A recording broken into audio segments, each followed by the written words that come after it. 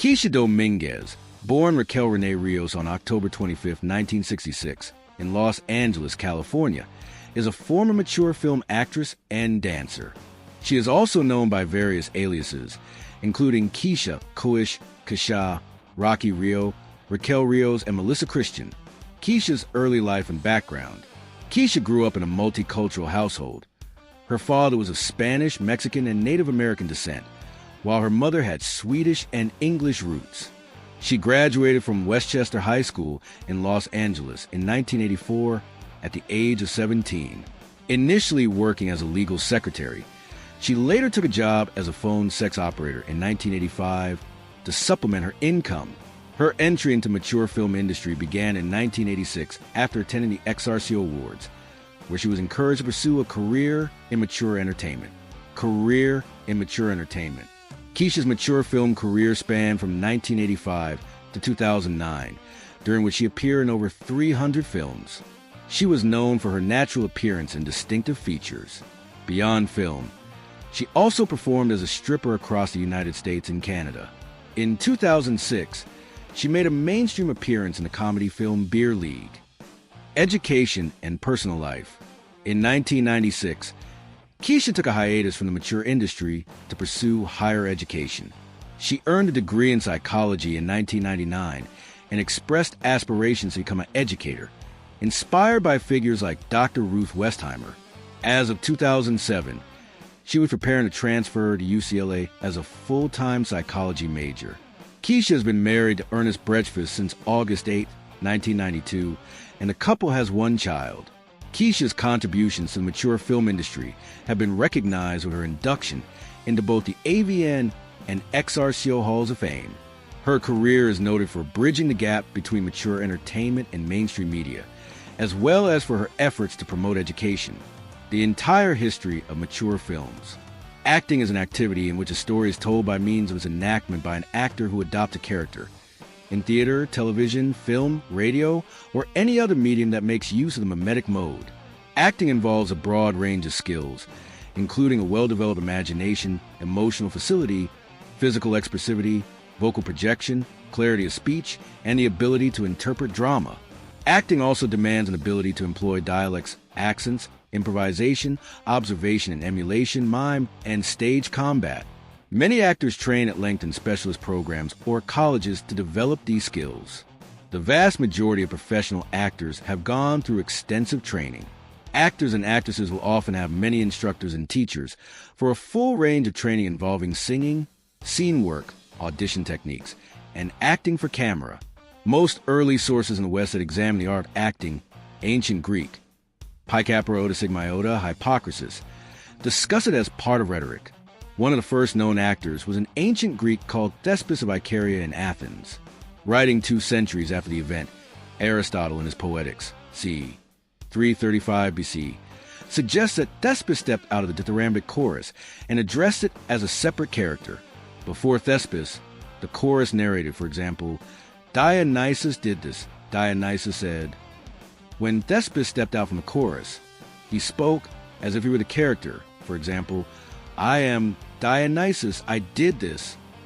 To distinguish between these different modes of storytelling, enactment and narration, Aristotle uses the terms mimesis via enactment and diegesis via narration. From the Greek actor Thespis' name derives the word thespian. Conservatories and drama schools typically offer 2 to 4-year training on all aspects of acting. Universities mostly offer 3 to 4-year programs, in which a student is often able to choose to focus on acting, whilst continuing to learn about other aspects of theater. Schools vary in their approach, but in North America, the most popular method taught derives from the system of Konstantin Stanislavski, which was developed and popularized in America as method acting by Lee Strasberg, Stella Adler, Sanford Meisner, and others. Acting approaches. Other approaches may include a more physically based orientation, such as that promoted by theater practitioners as diverse as in Bogart, Jacques Leckich, Jerzy Grodowski, or Vsevolod Meyerhold. Classes may also include psychotechnique, mask work, physical theater, improvisation, and acting for camera. Regardless of a school's approach, students should expect intensive training in textual interpretation, voice, and movement. Applications to drama programs and conservatories usually involve extensive auditions. Anybody over the age of 18 can usually apply. Training may also start at a very young age. Acting classes in professional schools targeted at under 18s are widespread. These classes introduce young actors to different aspects of acting and theater, including scene study. Increased training and exposure to public speaking allows people to maintain a calmer and more relaxed physiology. Measuring a public speaker's heart rate is perhaps one of the easiest ways to assess changes in stress, as heart rate increases with anxiety. As actors increase their performances, heart rate and other signs of stress may decrease. This is very important in training actors, as adaptive strategies gained from increased exposure to public speaking can regulate implicit and explicit anxiety.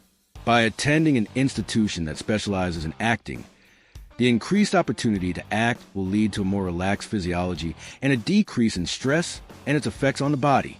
These effects can range from hormonal to cognitive health that can impact quality of life and performance. Some classical forms of acting involve a substantial element of improvised performance. Most notable is its use by the troops of the Commedia dell'arte, a form of mass comedy that originated in Italy.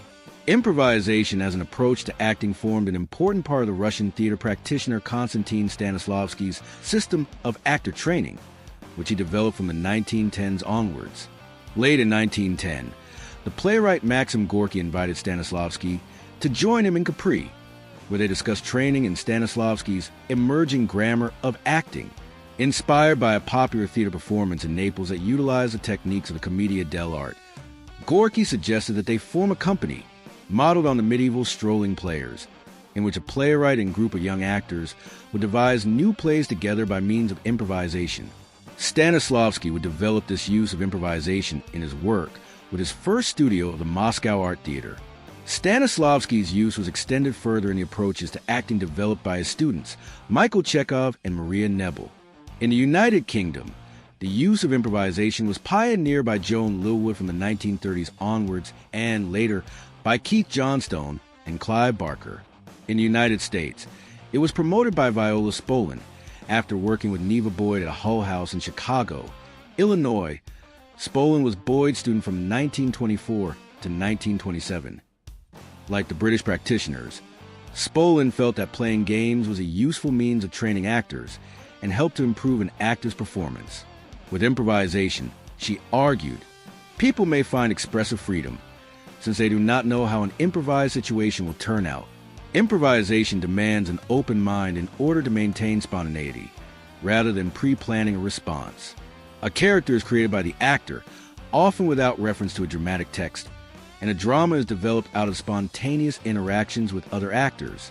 This approach to creating new drama has been developed most substantially by the British filmmaker Mike Leigh in films such as Secrets and Lies, 1996, Vera Drake, 2004, Another Year, 2010, and Mr. Turner, 2014. Acting in front of an audience many times can cause stage fright, a form of stress in which someone becomes anxious in front of an audience. This is common among actors, especially new actors, and can cause symptoms such as increased heart rate, increased blood pressure, and sweating.